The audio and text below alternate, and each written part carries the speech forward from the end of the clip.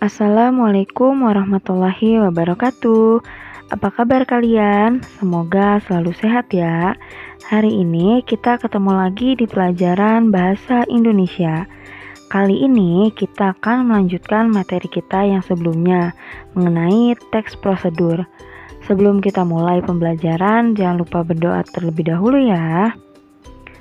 Di pertemuan sebelumnya, kita sudah belajar mengenai pengertian, tujuan, ciri-ciri umum, jenis, serta isi pernyataan teks prosedur.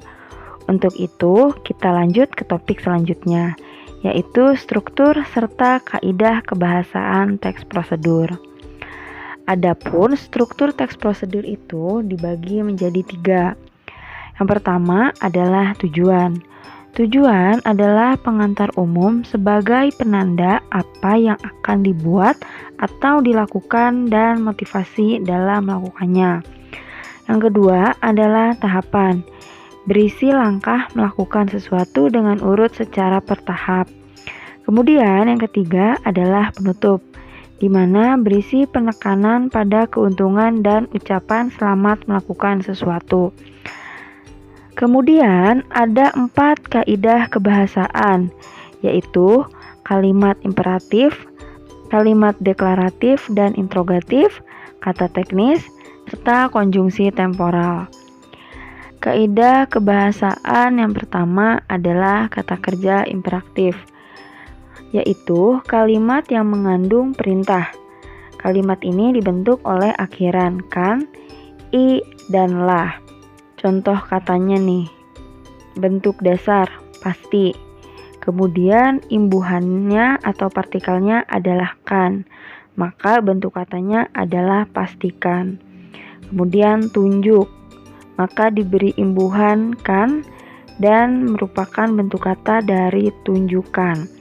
Contoh kalimatnya, pastikan kalian hadir tepat waktu. Kemudian ada lagi contoh kedua, yaitu hindari bermain curang.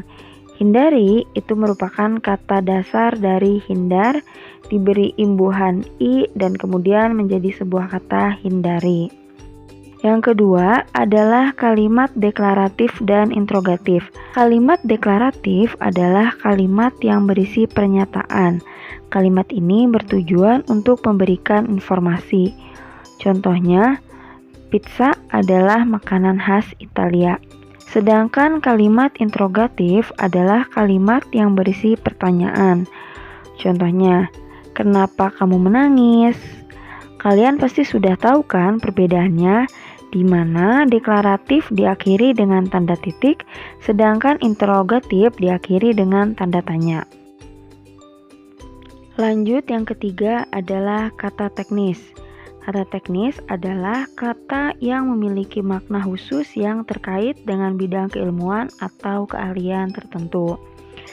Misalnya, edukasi itu terdapat pada bidang pendidikan. Kenapa harus bidang pendidikan sih?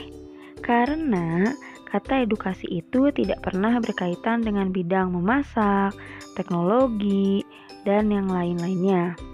Karena edukasi itu adalah pendidikan. Kemudian contoh yang kedua adalah investasi. Itu terdapat di bidang bisnis. Nah, alasannya karena biasanya sesuatu yang berhubungan dengan keuangan itu terdapat dalam bidang perbisnisan. Kemudian ada contoh yang ketiga, situs web. Itu terdapat di bidang teknologi. Terakhir adalah konjungsi temporal. Konjungsi temporal merupakan kata penghubung yang berhubungan secara kronologis dengan waktu.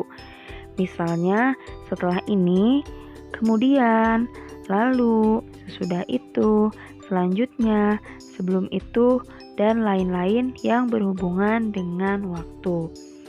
Contoh kalimatnya. Yang pertama, sejak 2 hari lalu dia tidak sekolah. Nah, kata sejak itu merupakan kata yang berhubungan dengan waktu. Kemudian contoh yang selanjutnya adalah setelah ini silakan kerjakan tugasnya. Kemudian dia pergi tanpa permisi.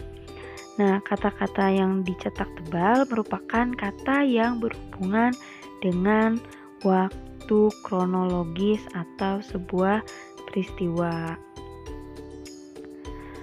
Lanjut, ini ada tugas dalam video pembelajaran kita hari ini. Silahkan catat dan kerjakan tugasnya ya. Untuk itu, cukup sekian materi kita kali ini. Tetap semangat. Wassalamualaikum warahmatullahi wabarakatuh.